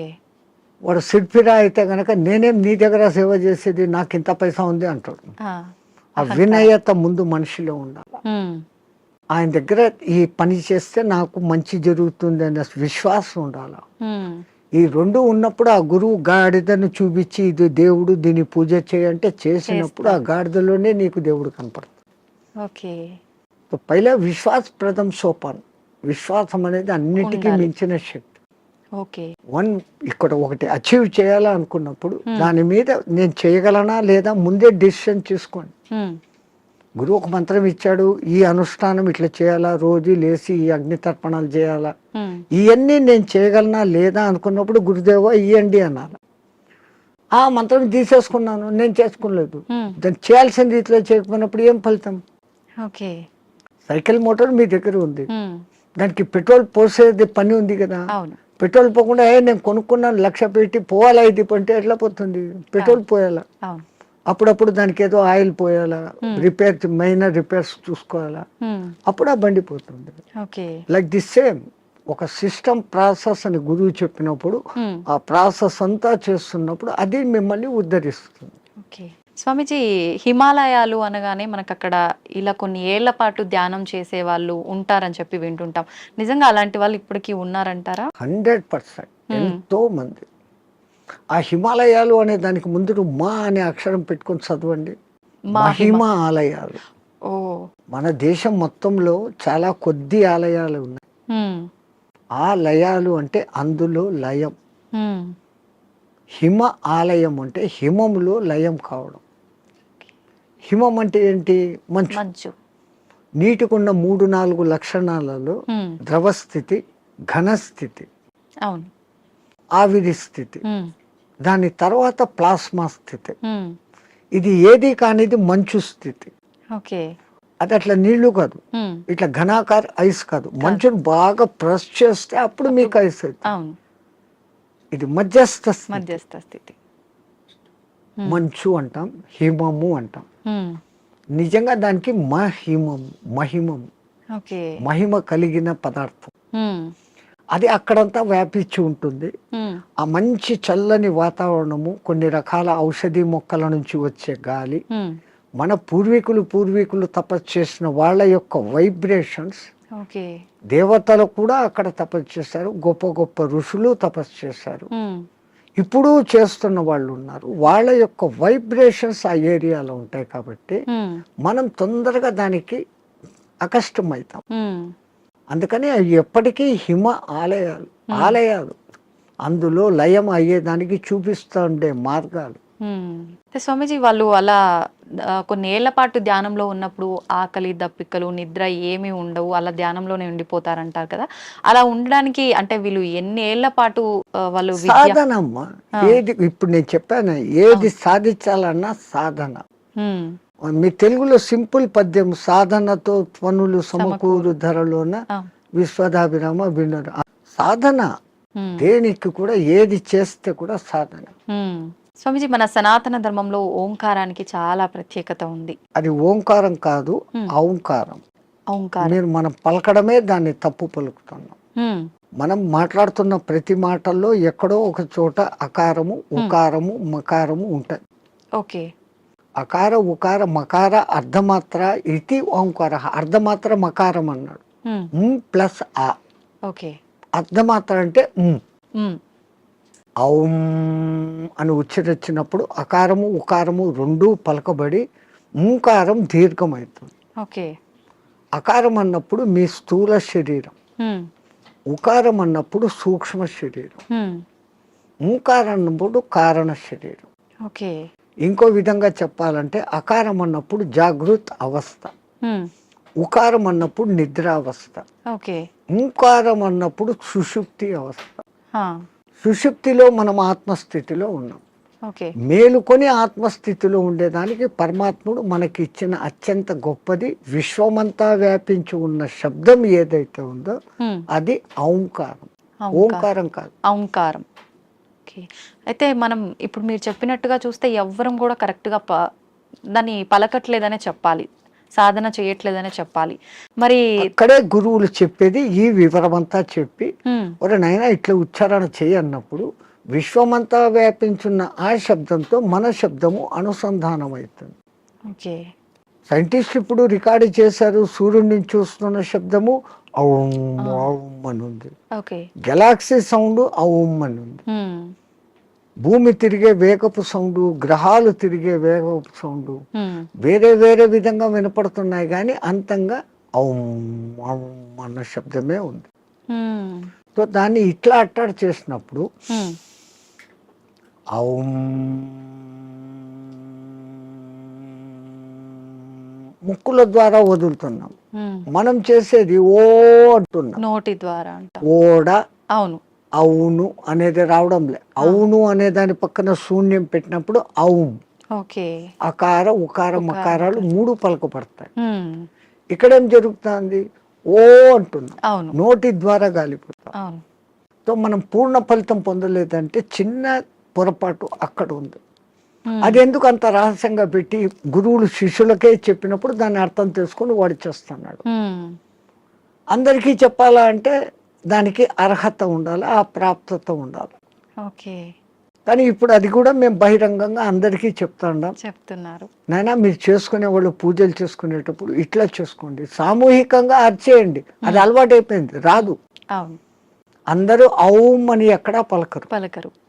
మనం ఒక్కళ్ళం అక్కడ అందరూ ఓం నమ శివాయ అంటే మనం ఒక్కళ్ళం ఇక్కడ ఔం నమ శివాయ అన్నామంటే డిఫరెన్స్ అయిపోతుంది. మనమే తప్పు చేస్తున్నామేమో స్వరం మారిపోతుంది, వాళ్ళందరూ మన దిక్కు చూస్తుంటారు. సో మనము ఇంట్లో కూర్చొని ప్రత్యేక సాధనలు చేసేటప్పుడన్నా కనీసం ఎక్కడ ఏది ఉచ్చరించాల్సి వచ్చినా ఔం అని ఉచ్చరించండి, ఓం అని కాదు. ఇంకా సామూహికంలో తప్పడం లేదు. 10 మంది కూర్చొని శివ సహస్రనామము అష్టోత్తరము ఏదో ఒకటి చేస్తారు. ప్రతి దానికి ఓం నమ శివాయ, ఓం శంభవే నమో, భయోశ్వరాయ నమో, నిధనపతి నమ, నిధనపతాంతకాయ నమ, వీటన్నిటికి ముందు ఓం ఓం అంటారు. ఓం ఓం అంటాం. మాకు ఇదే అలవాటు అయిపోయింది, ఓం ఓం అని అంటాం. ఓం అనేది మా నోట్లో రాదు. నిజంగా అంటే మనం పలకాల్సిన మంత్రం ఏదైనా తప్పు పలుకుతున్నాము అంటే దానివల్ల మనకు ఫలితం కలగకపోగా దోషం కలిగే అవకాశం ఉంటుందా స్వామీజీ? దోషము అని అంటే సైంటిఫికల్గా మీకు నేను చెప్పాలంటే ఆ, ఇప్పుడు ఈ షట్చక్రాలు అనేది పెటల్స్తో ఉంటుంది. ఓకే. మూలాధారం 4 పెటల్స్ దళాలు, ఉమ్, ఉమ్, స్వాధిష్టానం 6, మణిపూరకం 10, ఓకే. అట్లా 10, 12, 16, 2, 50 అక్షరాలు ఉమ్, దాంట్లో నిక్షిప్తమై ఉంటాయి. ఓకే. వర్ష అనేది మూలాధారంలో, ఉమ్, పాప బాబమ్మ అనేది అట్లా ఒకటి వేరే వేరే వేరేగా ఉంటాయి. ఉమ్, ఉమ్, ఈ మంత్రం ఒక రిథమాటిక్గా చదివినప్పుడు ఉమ్, మీరు పియానో మీద అది అడ్డదిడ్డంగా కొడితే సరిగ్గా రాదు. అవును, వాడు వాయించాల్సిన రీతిలో వాయించినప్పుడు సుమధురంగా వస్తుంది. అవును. ఇట్లా ఈ మంత్రం కూడా ఆ లెహర్ చదివినప్పుడు ఈ పెటల్స్ కదులుతాయి. ఉమ్, ఆ పెటల్స్ కదిలినప్పుడు ఆ చక్రం కంట్రోల్ చేస్తున్న మీ ఇన్నర్ ఆర్గాన్స్. ఉమ్, మూలాధారము పెద్ద పేగును కంట్రోల్ చేస్తుంది. ఓకే. స్వాధిష్టానము చిన్న పేగులను, యూరినరీ బ్లాడర్ను, రీప్రొడక్టివిటీ ఆర్గాన్ను చేస్తుంది. ఉమ్, మణిపూరకము డైజెషన్ సిస్టము, చిన్న పేగులు ప్లస్ అన్నాశయము ఉమ్, వీటిని కంట్రోల్ చేస్తుంది. ఓకే. అట్లా ఏ అంగాలను అవి చేస్తుందో ఉమ్, ఆ ఈ జరిగే వైబ్రేషన్స్ ఆ అంగాలను శక్తివంతంగా ఆరోగ్యవంతంగా చేస్తాయి. చేస్తాయి. ఓకే. ముందు మంత్రాలలో ఉన్న అర్థం ఇది. ఉమ్, అందుకనే వాళ్ళు స్వరము ఇట్లా పలకాల ఇట్లా చేయాలని. వేదం అందరూ చదవలేము అంటే కారణం ఓ గురువు దగ్గర 12 ఏళ్ళు నేర్చుకుంటే ఒక్క ఋగ్వేదం వస్తుంది మీకు. ఉమ్, ఒక్కొక్క వేదం నేర్చుకునేకి 12 ఏళ్ల కాలం ఓకే. సుస్వరంగా. ఉమ్, ఇప్పుడు అనేక మంది పాపం వేద పాఠశాలలు పెట్టి ఉమ్, మళ్ళీ మన పూర్వ సంస్కృతి ఇంత గొప్పదన్న సంగతి తెలుసుకుని తెలుసు. ఎట్లా చేస్తే బాగుంటుంది ఏమన్న సంగతి మీద పోతున్నారు. ఉమ్, ఓకే. వేదం అంతా సైన్స్ అమ్మా, ఊరికే ఏది చెప్పలేదు. ఉమ్, సంధ్యావందనం చేసే దగ్గర నుంచి సైన్స్. ఉమ్, ఇప్పుడు వీళ్ళు చేసే సంధ్యావనం తప్పు పట్టడం కాదు. ఉమ్, పాతకాలంలో వాళ్ళు ఏం చేశారు, నదిలో వక్షస్థలం లోతు నీళ్లలో నీటికి ఎదురు ప్రవాహానికి నిలబడి ఓ చెంబుతో నీళ్లు తీసుకొని ఉమ్, ఆ సూర్యుని దిక్కు పెట్టి ధారగా వదిలేవాళ్ళు. ఆ, ఎప్పుడైతే ఒక మనిషి ఇంత లోతు నీళ్లలోకి పోతాడో అపాన వాయువు ఆటోమేటిక్గా పైకి వస్తుంది. మామూలు నీళ్ల తొట్టిలో ఒక ఎంటీ చెంబును ముంచండి, ఎంత ప్రెషర్ వస్తుంది, అవును. లోపల కానీ లోపల పైకి నుంచి. రావాలని చూస్తాం. అవును. అదేమో ఇంత చెంబు, ఎంతో బలం ఉపయోగించాలి. కరెక్టే స్వామిజీ. సో ఈ అపాన వాయువు పైకి వస్తుంది. ఉమ్, మనం చెంబు నీళ్లు తీసుకొని అన్నప్పుడు ప్రాణవాయువుని తీసుకున్నాం. ఉమ్, ప్రాణ అపాన సమాయక్తం పచాన్యన్నం చతుర్దినం అని భగవద్గీతలో చెప్పిన ఆ ప్రాణ అపాయాల సమ్మిళనం జరిగి ఉమ్, శరీరంలోని స్థూల సూక్ష్మ కారణ శరీరాలకు ఆ శక్తి పోతుంది. ఓకే. ఆ ధార అట్లా వదులుతున్నప్పుడు సూర్యకిరణాలు ఆ ధారలో నుంచి ఫిల్టర్ అయ్యి వచ్చి ఇట్లా పెట్టి పోసేటప్పుడు సరిగ్గా మన షట్చక్రాలు ఉంటాయి. ఆ ధార మన ఎదురుగా షట్చక్రాల దగ్గర పడతా ఉంటుంది. ఉమ్, ఆ కిరణాలు ఆ ఈ ధారలో నుంచి ఫిల్టర్ అయ్యి మన షట్చక్రాలకు ఉమ్, కావాల్సిన కిరణాలను అందిస్తుంది. సూర్యుడిలో అనేక కిరణాలు ఉన్నాయి. సహస్ర కిరణుడు అని ఆయనకు పేరు. 1000 రకాల కిరణాలు ఉన్నాయి.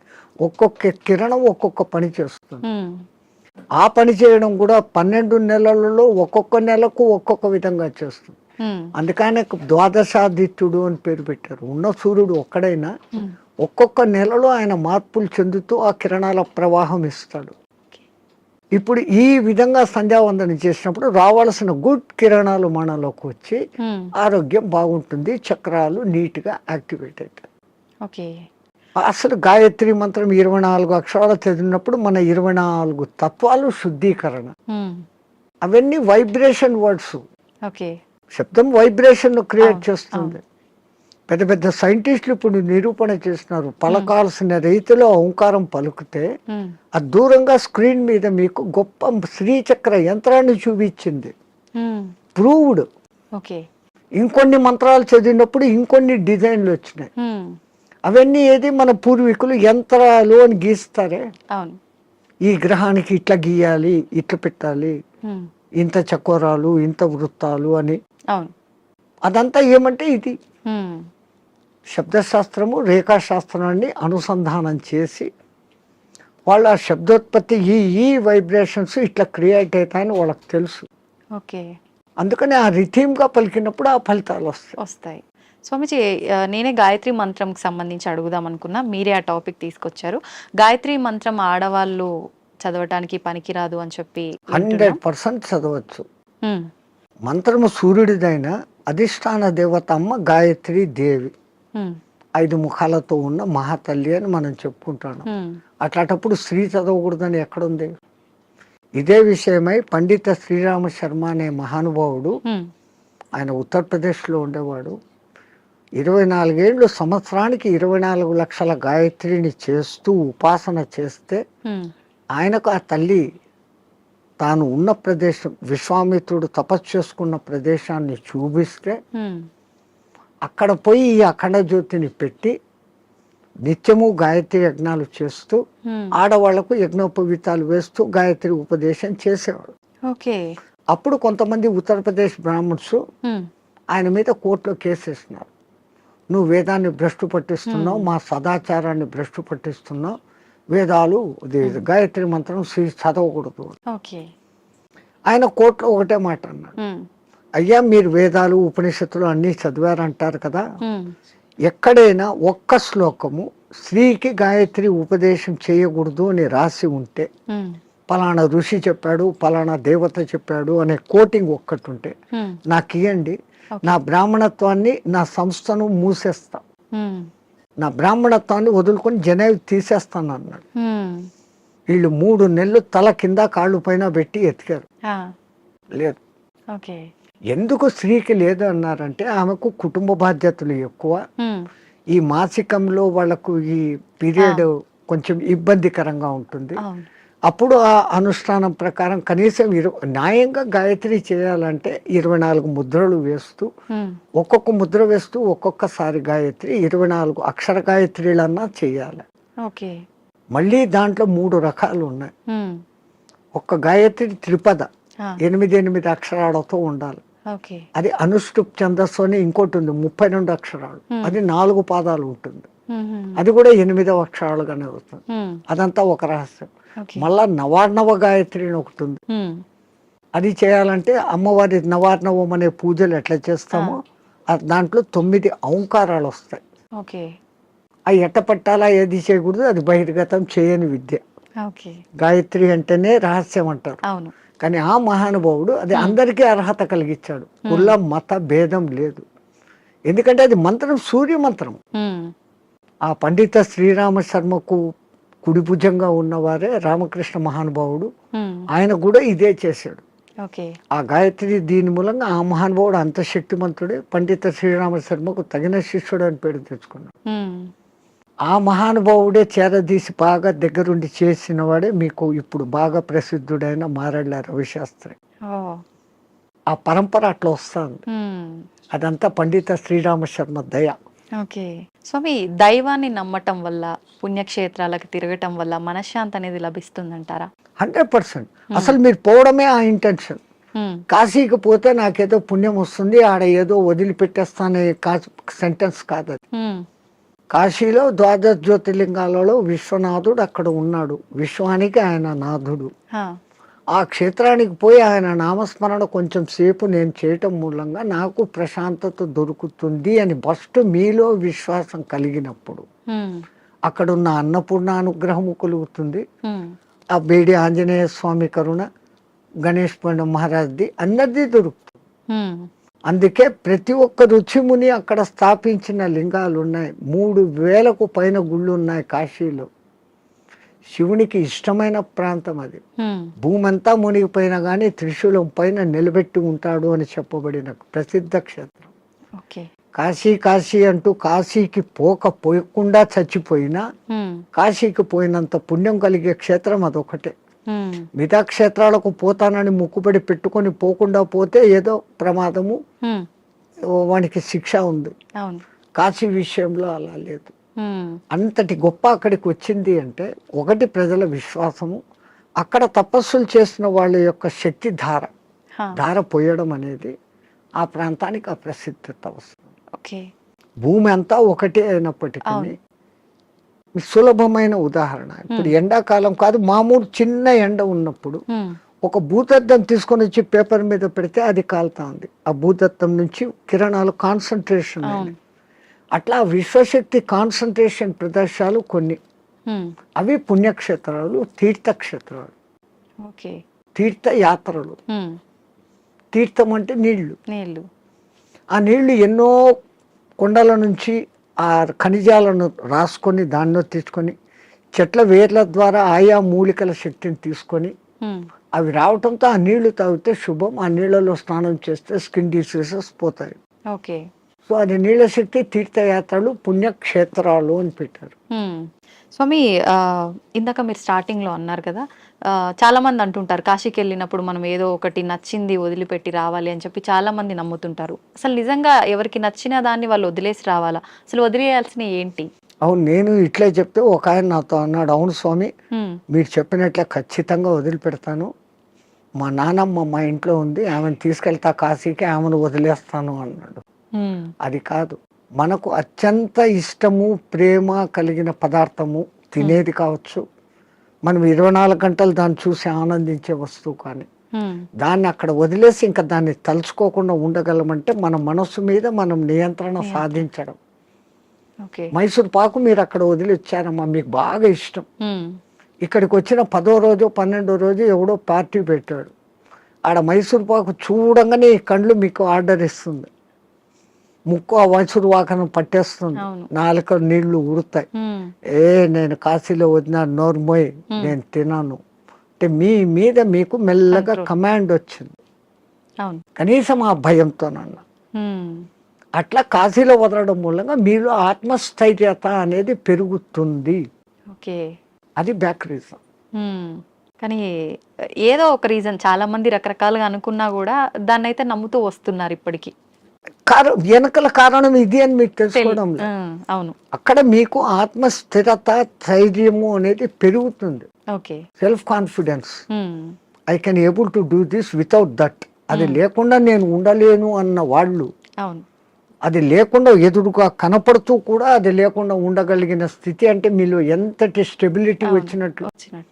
అది ఆత్మస్థైర్యం. మన పూర్వీకులు ఏది చేసినా అంత ఆలోచనతో. నీలో ఆత్మశక్తి పెరగాలంటే నీకు అత్యంతగా ఇష్టమైంది అక్కడ వదలాలి. ఎందుకంటే ఆ కాలంలో కాశీయాత్ర జీవితంలో ఒక్కసారి. అవును, ఆ 1000 కిలోమీటర్లు నడిచిపోయి మళ్ళీ వెనక్కి వస్తాడు. కాటికి పోయినవాడు కాశీ, అదేమో సామెత ఉంది మీ దాంట్లో, కాశీకి పోయినవాడు కాటికి పోయినవాడు ఒకటి అని. అవును, మళ్ళీ తిరిగి రారు అని చెప్పి. ఆ కాలం అట్లుంది, అడవులలో పోవాలి, దారిలో జంతువులు, వాతావరణం మారిపోవచ్చు. అవును, ఇన్నిటినీ తట్టుకొని అక్కడికి పోయి మళ్ళీ రాగలిగినాడంటే వాడు దేవునిగా పూజించేవాడు. రెండవది, వాడు వచ్చేటప్పటికి అక్కడ కాశీలో నేను పలానా వదిలేసి వచ్చాను మోనుకున్నాను అన్నప్పుడు వాళ్ళలో ఇక్కడ ఆత్మశక్తి పెరిగి వాడు ఇక్కడ ఎవరికి ఏ మంచి మాట చెప్పినా అది జరిగిపోతుంది, వాక్ శుద్ధి వస్తుంది. So when you develop your confidence you can able to do anything. So to develop your confidence అక్కడ పోయినాక ఒకటి వదిలిన వాళ్ళు బెనిఫిట్ పొందుతారు. స్వామి, చాలా మంది అంటుంటారు, అంటే ఇప్పుడు ఇందాక మీరు చెప్పినట్టుగా వెళ్ళిన వాళ్ళు తిరిగి రారేమో అన్న ఒక ఉద్దేశంతోటో మరేంటో తెలియదు, కానీ చాలా మంది నమ్మకం ఏంటంటే పిల్లలు ఉండి వాళ్ళ పెళ్ళిళ్ళు అన్నీ అయిపోయిన వాళ్ళు మాత్రమే కాశీకి వెళ్ళాలి, దర్శించుకోవాలి, అవన్నీ అవ్వని వాళ్ళు కాశీలోకి పోయి సస్తే మోక్షం అనుకుంటే కాదు. నాకు తెలిసి ఒక మంచి కోటీశ్వర దంపతులు 3వ తరాన్ని కూడా చూసేశారు. ఆ 3వ తరం కూడా 18 yearsకి వచ్చింది మనబళ్ళు. ఇంకా ఇంత అనుభవించిన కాశీలో పోయి చచ్చిపోతాం, వయసు కూడా అయిపోయింది, 80 ఏళ్ళు వచ్చినాయి. ఇద్దరు లవ్ మ్యారేజ్, ఇద్దరికి 80 ఏళ్ళు భార్యాభర్తకి. బట్ డబ్బు ఉంది, అక్కడ మంచి బిల్డింగ్ కొనుక్కున్నారు, 4 సర్వెంట్లను ఎత్తుకొని పోయినారు, వంట వండేకి పనులు చేసుకునేకి, రోజు పోయి స్వామి దర్శన్ వస్తూ ఉన్నారు. ఎప్పుడో ఒకసారి బంధువులు ఫోన్, బిడ్డలు వాళ్ళది, అంత ఆధ్యాత్మిక. మర్జాయంగే అంటున్నారు. 7 ఏళ్ళైంది, 8 ఏళ్ళైంది, 10 ఏళ్ళైంది. ఇక్కడ ఈ 18 ఏళ్ళ బిడ్డలు 28 ఏళ్ళ వయసుకు వచ్చినారు మనమళ్ళు. వాళ్ళకి మ్యారేజ్ ముగ్గురికి ఒకేసారి కుదిరింది, వేరే వేరే కమ్యూనిటీ హాల్. తాత పెళ్ళి మాది అంటే, అరే ఇక్కడ కాశీలో ఉండి 15 ఏళ్ళు అయిపోయింది, 95కి వచ్చినాం, అక్కడ గంగ నీళ్లు తాగి రోజు శివప్రసాదాలు తిని ఇంకా పుష్ట్ తయారైనారు. They can able to see, they can able to hear everything. బాగుంది. అరే ఇంకా ఉంటాం కదా, ఒకసారి పెళ్లి చూసుకొని వస్తామని ఆ, ఫ్లైట్లో వచ్చినారు, ఓకే. వెళ్ళి చూసుకున్నారు, రాత్రి పడుకున్నారు, పడుకున్న వాళ్ళు పడుకున్నట్లే జై శ్రీరామ్ అయిపోయినారు. ఇద్దరు వాళ్ళకు కాశీలో మరణం లేదు. ప్రాప్తం లేదు. అరెరే. అందరికీ మరణము సాధ్యమా? అలా అని మరి కాశీలో ప్రాప్తం లేదని అక్కడే ఉంటే ఎప్పటికీ మరణం ఉండదనేది కూడా. ఆ మాటకు వస్తే తల్లి, ఇప్పుడు గంగలో మునిగితే నాకు పుణ్యం వచ్చేస్తుంది అనుకుంటే, గంగలోనే ఉండే చేపలు, కప్పలు, ముసళ్ళు అవి అక్కడే పుట్టాయి, అక్కడే పెరిగాయి. ఒక్కసారి గంగా స్నానం చేస్తే, ఉమ్, సరే మీరు కాశీలో పొద్దున్న నుంచి సాయంత్రం వరకు 10 సార్లు గంగా స్నానం చేశాను అంటారు, ఉమ్, కానీ మీరు చేసింది ఒకటే స్నానం. ఉమ్, మీరు స్నానం చేయగానే ఆ నీళ్లు ఫ్లో పోయినాయి కదా. అవును. ఆ తల్లి నిరంతర ప్రవాహం, ఎప్పుడూ కొత్త నీళ్ళు అక్కడ ఉన్నాయి. ఉమ్, స్నానం చేస్తే నాకు పవిత్రత వచ్చేసింది గంగలో చేస్తే అని కాదు. ఉమ్, గంగలో స్నానం చేసే ముందు ఇంతకు ముందు నా గత జన్మ బుద్ధులు, గత జన్మ కాదు, నా గత జీవితం బుద్ధులు, ఆ, లక్షణాలు మార్చుకుంటాను. ఓకే. నేను ఇంక మీద అట్లా ఉండను. అక్కడ మిమ్మల్ని మీరు జస్టిఫై చేసుకొని, ఉమ్, తల్లి నాకు ఆ బుద్ధి ప్రసాదించు అని మునిగి లేచి, ఉమ్, ఆ మాట ప్రకారం మీరు ఇక్కడ ఉన్నారంటే మీకు మోక్షము ముక్తి. ఉమ్, అంతే తప్ప ఆడపోయి 100 మునగటం మునకలు వల్ల వేసి కాదు. ఈడు వచ్చి అత్తమామల్ని తిట్టో, అమ్మా నాన్నలను తిట్టో, ఉమ్, ఉమ్, భర్తని హింసించో, భార్యను హింసించో, సంవాట్ మగ ఆడ ఎవడైనా చేసేది. ఈ తప్పులన్నీ ఇక్కడ చేస్తూ, నేను పోయి గంగలో 6 సార్లు మునిగొచ్చాను, నేను సస్తే మోక్షానికి, నువ్వు పోవు. ఓకే. నువ్వు అక్కడ మార్పు చెందేదానికి మునగాలి. ఓకే. అందుకే పాతకాలంలో అక్కడ మునిగేటప్పుడు పంతుళ్ళు మీ చేత ఉమ్, 10 మంత్రాలు చెప్పిస్తారు. దశ హరాయే గంగాయే స్వాహ. ఉమ్, మనం శారీరకంగా, మానసికంగా, వాక్కు రూపంలో ఉమ్, 10 రకాల తప్పులు చేస్తాం. ఉమ్, ఈ 10 తప్పులను క్షమించు, ఈ తప్పులు నేను మళ్ళీ చెయ్యను, అది ఉండాలి. ఆ, కరెక్టే స్వామీజీ. ఆ దేవుడా నేను చేశాను, నన్ను క్షమించు, మళ్ళా పోయి అదే చేస్తాను, ఉమ్, నో యూస్ కదా. అవును. డు నాట్ రిపీట్, మళ్ళీ చెయ్యను కూడకుండా ఉండగలిగితే అప్పుడు ఆ కాశీలో స్నానం చేసిన పుణ్యం. కాశీనే కాదు, ఏ నీళ్ళలో, నర్మదా, ఉమ్, కావేరి, గోదావరి, కృష్ణ, కితనే హై. అవును. స్వామి, కాశీలో మరణించిన వారికి చెవు ఇలా పైకి వచ్చినట్టుగా ఉంటుందని చెప్పి అంటుంటారు కదా, నిజమేనా? సైంటిఫికల్ గా కూడా ప్రూఫ్ అయింది. ఎందుకని అట్లా?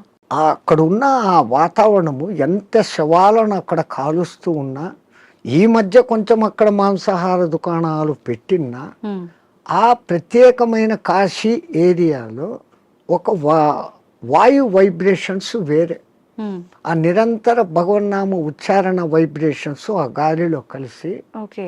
అక్కడ చనిపోయిన మనిషికి ఈ కుడి చెవు కింది భాగం దగ్గర ఒక నరువు ఉంటుంది. ఉమ్, ఆ నరువు ఉబ్బుతుంది, ఓకే. బాడీ అంతా ఉబ్బుతుంది, ఫస్ట్ ఆ నరువు అక్కడ ఉబ్బుతుంది ప్రత్యేకంగా అక్కడ. ఉమ్, ఉమ్, ఉమ్, మిగతా ప్రాంతాలలో అది జరగదు. ఓకే. పాపం సైంటిస్టులు ఎంతో ప్రయత్నం చేస్తూ ఉన్నారు, ఎందుకు అట్లా జరుగుతుంది అని. అది ఇంకా రుజువు కాలే. అవునా? బట్ 99% గుర్తించారు. ఉమ్, ఏ ఊరు చచ్చినా కొంచెం రెడ్డిష్ కలర్ వస్తుంది, కారణం అక్కడ ఆ నరము జర ఊబుతుంది. ఓకే. అయితే చాలా మంది దానికి రీజన్ ఇది అయ్యి ఉంటుంది, శివుడు అక్కడ చనిపోయిన వాళ్ళకి చెవులో ఏదో చెప్తాడు అని అది చెప్పి అంటారు చూసి కదా. మన పూర్వీకులు ఉమ్, అక్కడ వచ్చి రామతారకం చెవులో చెప్తాడు, ఆయన గట్టిగా చెవులు ఆగబట్టి అది అక్కడ ఎర్రగైంది అంటాడు. హా, ఆయనకు అదే పని, ఆ సచ్చినోడికి అందరి దగ్గర పోయి చెవులు పీకి చెప్తానే కూర్చుంటాడా? అంతే కదా. మనకు ఆ విశ్వాస్. అంతే. కాశీలో నేను చనిపోతే శివుడు నన్ను స్పృశిస్తున్నాడు, ఉమ్, నేను ఈ బాడీ వదిలిపెట్టినాక నన్ను ఎవడు స్పృశిస్తా నాకేం తెలుస్తుంది. దీని పేరు అప్పుడు సదానంద అన్నారు, శవం అంటారు, పేరు పోయింది. ఉమ్, పుట్టినప్పుడు తల్లిదండ్రులు పెట్టిన పేరు ఈ బాడీతో పాటు బాడీ లోపల ఉండేది బయటికి పోయినాక దీన్ని బాడీ అంటారే కానీ పేరుతో పిలవరు. అవును. ఆ గంటకో 2 గంటలకో శివుడు వచ్చి చెవులో చెప్తాడు అంటే ఉమ్, అది నమ్మకూడదు అంటే నమ్మకూడదు. నేను విమర్శగా చెప్తే ఇది. కానీ మనమంతా ఆధ్యాత్మిక లోకంలో ఉన్నాం, ఆ విశ్వాసం తరతరాలుగా జరుగుతుందంటే ఎవడికో అది చెవుతో చెప్పాడు, ఇంకోడు చూశాడు. ఓకే. ఏ మాట బయటికి ఊరికే రాదు కదా. అవును.